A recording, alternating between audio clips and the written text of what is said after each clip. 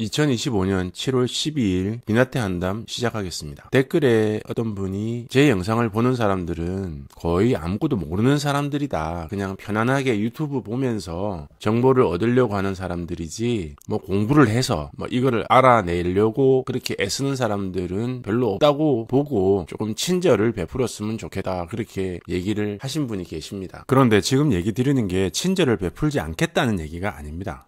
여기서 제가 서울에서 대구, 부산 찍고 광주 갔다가 다시 서울로 돌아온다고 얘기를 하면 많은 분들이 아는 분들은 아 이렇게 내려가다가 대구, 부산 찍고 광주 가다가 올라오는구나 하고 그림이 그려지잖아요. 왜? 아는 데니까. 근데 제가 갑자기 미국의 루이지애나 주에 있는 뉴올리언스를 얘기하면 그거가 어디 붙어 있노? 뭐 하는 데인데? 하고 얘기를 하십니다. 그러면 거기가 어디 붙어 있는지 궁금하면 보통은 지도를 찾아보죠. 그런데 일반적인 유튜버들은 지도를 찾아서 보여줍니다. 루이지애나는요, 여기에 미국 남부의 텍사스 옆에 있는 예전에 프랑스가 지배했던 곳이었고 미국에 넘겨준 땅이고요. 뉴올리언스는 여기에 있는 항구 도시입니다 하고 얘기를 해줘요. 일반적인 유튜버들은 여기를 보여주면서 루이지애나 얘기를 드립니다. 그런데 파동 카운팅을 해서 유튜브를 하는 게 목적이면 저도 그렇게 해야죠. 근데 저희 목적은 유튜브가 아니거든요.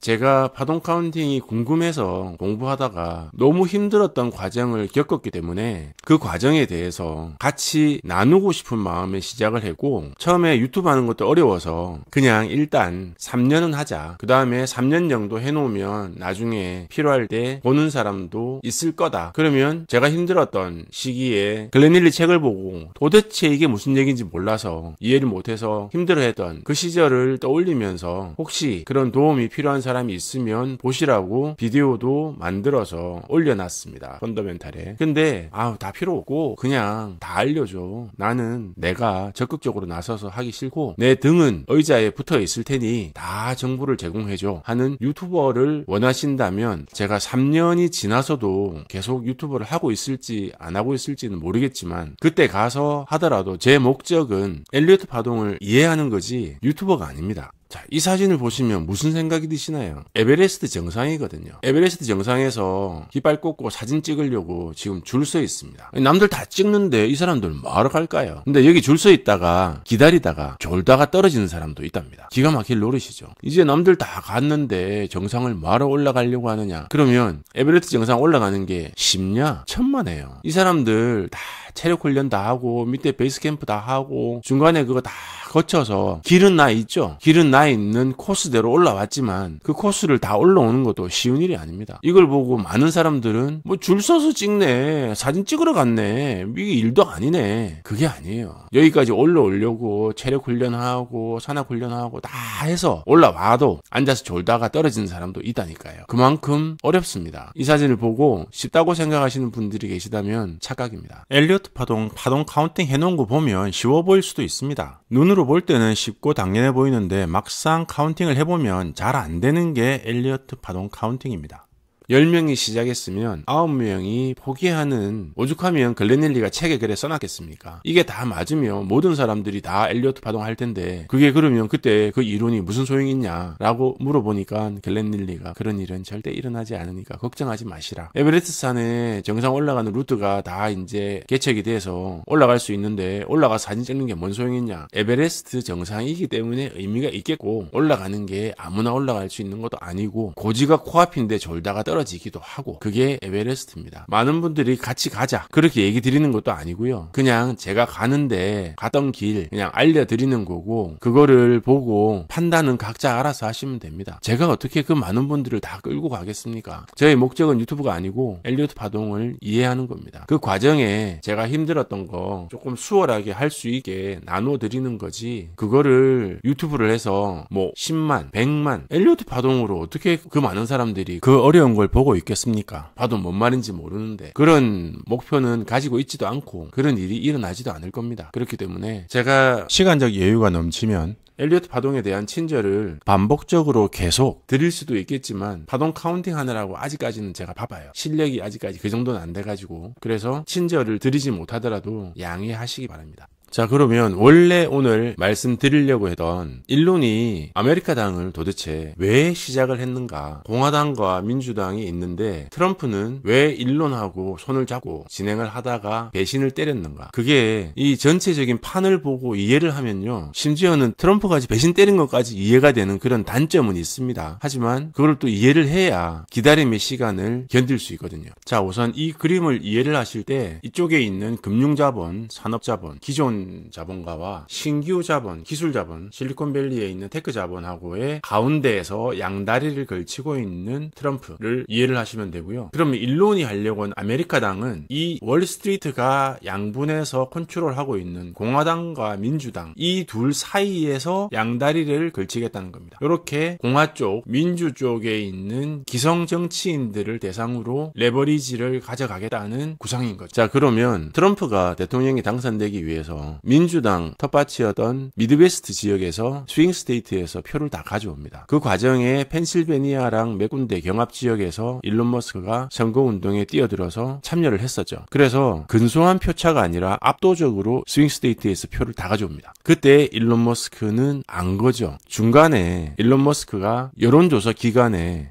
자금을 이제 지원하면서 이틀에 한 번씩 여론조사 데이터를 확보를 합니다. 그러면서 이겼다, 그렇게 확신을 하죠. 그러면서 이게 박빙에서 뭘 해야 이기는지 감을 잡은 것 같아요. 근데 그 감을 잡았다고 지금 당면한 문제를 내비두고 정치가 좋아서 넘어가는 사람은 아닙니다. 일론 머스크는 문제 해결, 이게 가장 중요한 사람이지 자기 좋아하는 걸 하는 사람이 아니거든요. 지금까지 문제는 뭐였냐? 기술이었어요. 기술. 근데 세계 최대의 AI 클러스터를 설치를 다 이제 해놓고 나서 보니까 기술 문제는 더 이상 고민이 아닙니다. XAI에서 그록 3.5 발표하려고 하다가 이게 성능이 너무 많이 나와가지고 4.0으로 발표했잖아요. 이 AI 발전의 속도가 붙기 시작한 거죠. FSD도 마찬가지고 옵티머스도 마찬가지일 거라고 일론은 알고 있는 거예요. 그래서 그거를 알고 있는 사람이 투자를 결정하는 거하고 돈 대주는 사람하고 알고 있는 사람이 다른 경우 투자 결정을 못하죠. 돈이 아깝죠. 심지어는 마이크로소프트에서 오픈 AI 투자했던 것도 빌 게이츠 입장에서는 아까워요. 왜? AI에 그 많은 돈을 투자를 해야 되나? 그래가지고 얻는 게 뭐지? 서치 엔진? 그게 돈이 돼? 그만한 돈은 안 나오지. 투자 횟수가 너무 길지 않아? 이런 관점으로 접근을 합니다. 근데 일론 머스크는 쓸 게 너무 많거든요. AI 투자해 놓으면. 그래서 엔비디아의 GPU를 지금 거의 다 쓸어왔어요. 그 비싼 돈을 주고 제일 비쌀 때. 그래서 지금 클러스터를 다 깔아놨습니다. 자, 그 AI가 선거판에서도 작동을 한다는 거죠.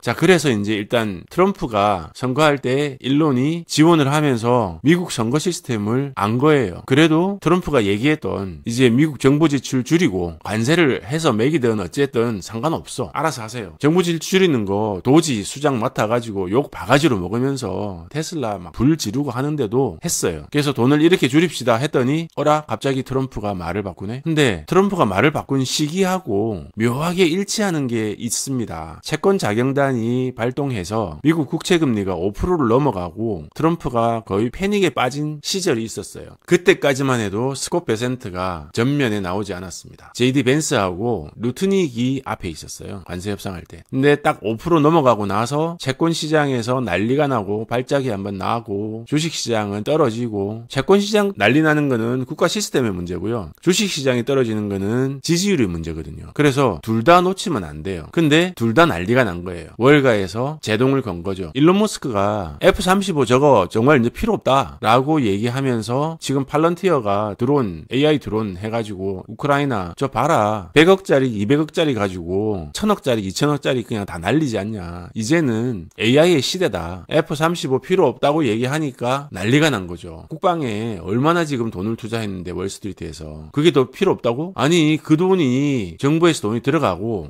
그 돈이 들어가야 다시 월가로 돈이 흘러 들어오는데 그거를 못하게 한다니, 이런 도시 날려. 안 날리면 우리 계속 튼다 하고 월가에서 트럼프한테 목 뒤에 칼을 겨눈 거죠. 트럼프는 둘 다 끌고 가야 되죠. 왜냐면은 현재는 이쪽 실리콘밸리 가지고 끌고 갈 수가 없어요, 나라를. 은행, 금융을 안 끌고 갈 수는 없거든요. 근데 이 기존 금융 시스템이라고 하는 게 아주 거대한 이익 집단입니다. 계속, 그러니까 이게 금융 시스템이라고 얘기를 했는데 재무부에서 채권을 발행하고 그 발행한 채권을 월가 연방준비제도 이사회 FRB에서 사고 다시 그걸 풀고 이게 도는 이 시스템이 누군가가 미국 국채를 사줘야 되거든요. 그걸 안 사줬을 때 디폴트가 나니까. 그때 예전에 월가에서 JP 모건이 자기 돈으로 사줬어요. 그리고 나서 앞으로 계속 이럴 수는 없으니까 FRB를 만들어서 국채가 수요가 없을 때 FRB에서 국채 수요를 조절할 수 있게 하자 해서 만들어 놓은 거예요. 그래서 연방준비제도 이사회는 월가 금융권에서 만들어 놓은 거지 정부 조직처럼 되어 있는데 사실은 정부 조직이 아니죠. 그래서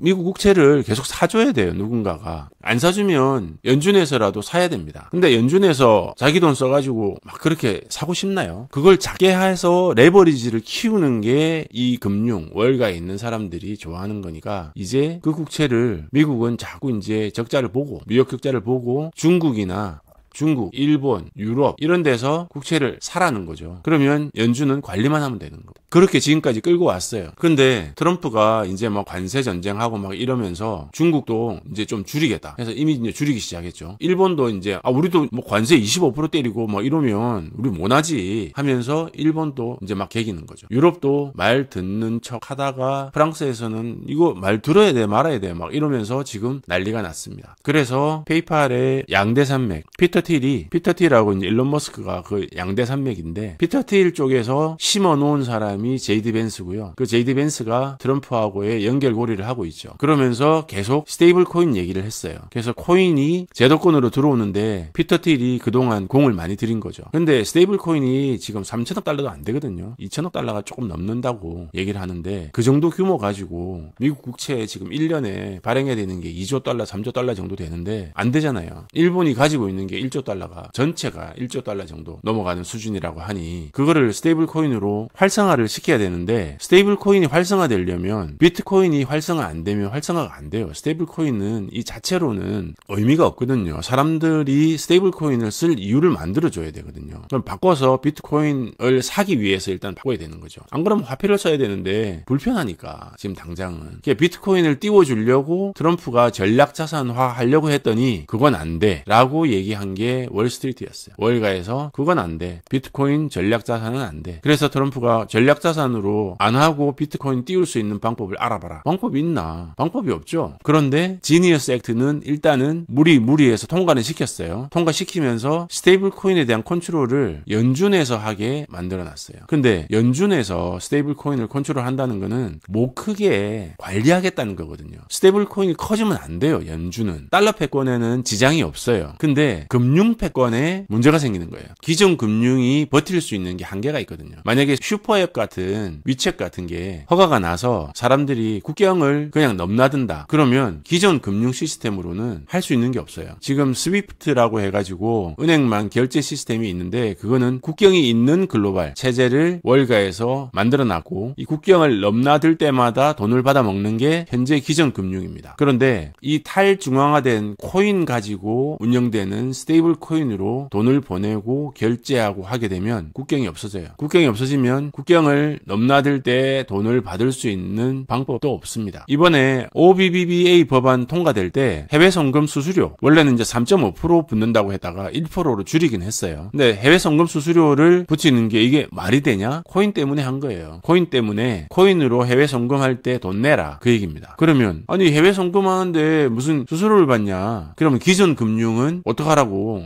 해외 송금할 수 있는 그 시스템을 그렇게 막아버리면 어떡하냐? 그래서 보니까 기존에 있던 금융기관 JP 모건 체이스나 BOA나 시티뱅크를 통해서 돈을 보내면 송금 수수료 없다. 그런데 송금 업체나 코인으로 돈을 보내면 수수료 내라 하고 법을 통과시켜놨어요. 일종의 진입 제한, 피로도를 높이는 방법으로 기존의 금융자본에서 할 수 있는 방법을 택한 거죠. 그런데 이미 세상은 바뀌기 시작했지 않습니까? 연준에서 비트코인 통제하는 거는 코닥 필름 내부에서 디지털 사업부를 가지고 있는 거하고 똑같습니다. 결국 어떻게 됐죠? 디지털이 커지고 코닥 필름은 지금은 맛이 갔습니다. 세상은 바뀌게 되어 있어요. 근데 기존 세력들은 최선을 다해서 그걸 막겠죠. 근데 이제 일론은 기다리는 거 좋다 이거지. 기다릴 수 있는데 트럼프가 채권을 지금 올해 한 2조 달러 정도 국채를 발행을 해야 된대요. 아니, 이 씀씀이가 점점 커지는 거죠. 지금 현재 미국 국채 전체 발행했던 게 36조 달러인데 올해 한 해 2조 달러 발행한다고? 그럼 내년은 3조 달러? 지금 장난쳐? 씀씀이는 점점 커지는 거죠. 그걸 원하는 데는 월가에. 그래야지 입김이 더 커지거든요. 그래서 공화당, 민주당 자기 손아귀에서 쥐락펴락하는 겁니다. 그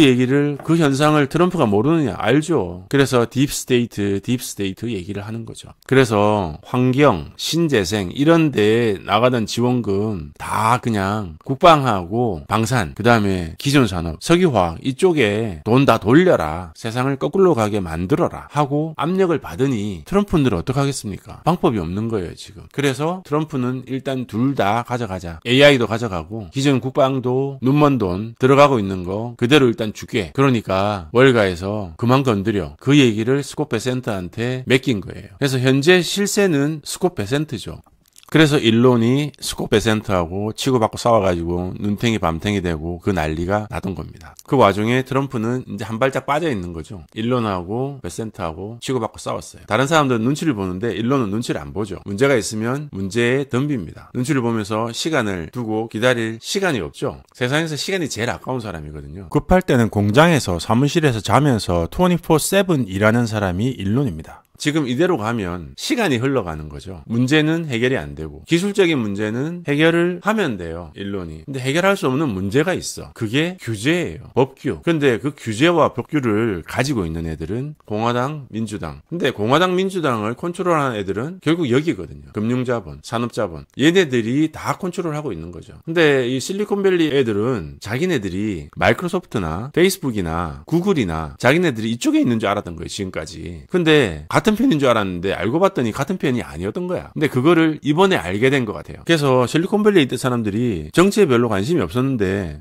이게 정치가 아니네. 우리 발목 잡는 문제점들이 그거였네. 정치를 정치로 보면 안 되네. 우리 뒷덜미 잡는 것들이 이런 법규와 규제 이런 것들이었네 하는 것들을 안 거예요. 그래서 서서히 지금 뭉치고 있습니다. 이쪽이. 근데 아무도 싸우려고 안 해. 싸우면 코피 터지니까. 그리고 잘 모르겠고 기술은 알겠는데 정치는 모르겠고 그래서 고작 하는 게 잽 베이조스가 워싱턴 포스트 정도 사가지고 그냥 영향력을 좀 행사하려고 하는 그 정도? 그게 다예요. 근데 일론은 이번에 대통령 선거 해봤잖아요. 트럼프 투표하면서 보니까 감 잡았어요. 감 잡은 것 같아요. 그러면 정치를 계속 할 것 같냐? 하죠. 왜? 문제 해결을 해야 되니까. 일론은 이게 문제지. 문제 해결을 하기 위해서 정치는 수단이지 목적이 아닙니다. 정치하는 사람들은 정치가 목적이에요. 근데 일론은 문제 해결만 되면 지금이라도 당장 아메리카당 창당 안 해도 돼. 근데 얘네들이 그걸 내비두냐고. 기존 산업가가 내비두냐고. 포드하고 GM에서 최대한 늦춰라. 규제 풀지 마라. 근데 미국만 규제 안 풀고 그래 한다고 되냐 말이죠. 중국은 지금 날고 있는데 난리가 났는데. 그러니까 트럼프가 봤을 때는 중국한테 지는 거는 또 안 돼. 그런데 얘네들은 못하게 계속 막지. 그래서 언제 규제가 풀릴지 모르겠는 거죠. 그래서 일론도 안 되겠다. 영향력을 행사해야 되겠다. 수단으로서. 자기가 뭐 국회의원하고 뭐 상원의원, 하원의원, 대통령 관심이 없어요. 근데 문제는 해결하고 싶어.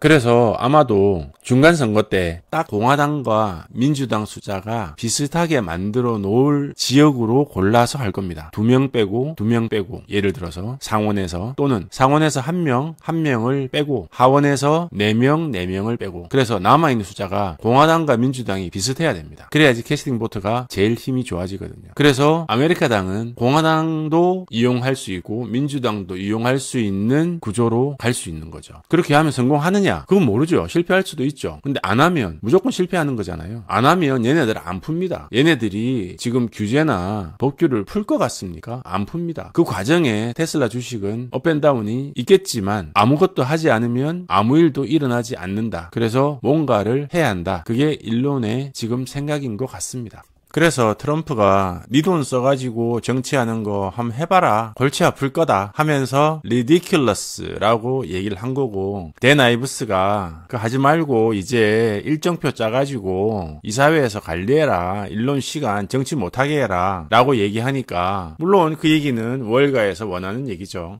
월스트리트는 원치 않는다. 그랬더니 일론이 shut up then 하면서 한국말로 지읒 상기역을 시전합니다. 입닥치라고. 지금 그런 상황에 와 있기 때문에 일론은 정치가 목적이 아니고 정치를 수단으로 보고 현재 활용할 수 있는 수단으로 또 다른 수단, 현재 활용할 수 있는 수단은 AI와 자금이죠. 그리고 그 자금은 아마도 여기 실리콘밸리 빅테크 이쪽 페이팔 마피아를 통해서 조달을 할 겁니다. 그 조달된 자금으로 AI를 해서 만들어낼 거라고 믿습니다. 그렇게 만들어내고 나면 아마도 그 과정에 엄청난 부침이 있겠지만 그래도 내년 중간선거에서 미국이 이상하게 꼬꾸라지는 그런 상황은 막을 수 있지 않을까 그런 기대를 해봅니다. 왜냐하면 AI하고 그 많은 투자를 했는데 미국이 꼬꾸라지면 아무 소용없거든요. 미국 꼬꾸라지는 거는 막아야 되겠다 그렇게 생각하는 거죠. 네, 지금까지 일론이 왜 정치를 시작하려고 하는지에 대한 제 나름의 생각을 정리해봤는데 공감이 가신다면 공감 버튼 눌러주시고 7월 12일 비나테 한담 이야기는 여기까지 하겠습니다. 고맙습니다. 펀더멘탈 관련된 목차 한번 살펴보시고 만약에 관심이 있으시면 화면 아래 더보기란에 링크 있으니까 연결해서 도움 받으시기 바랍니다.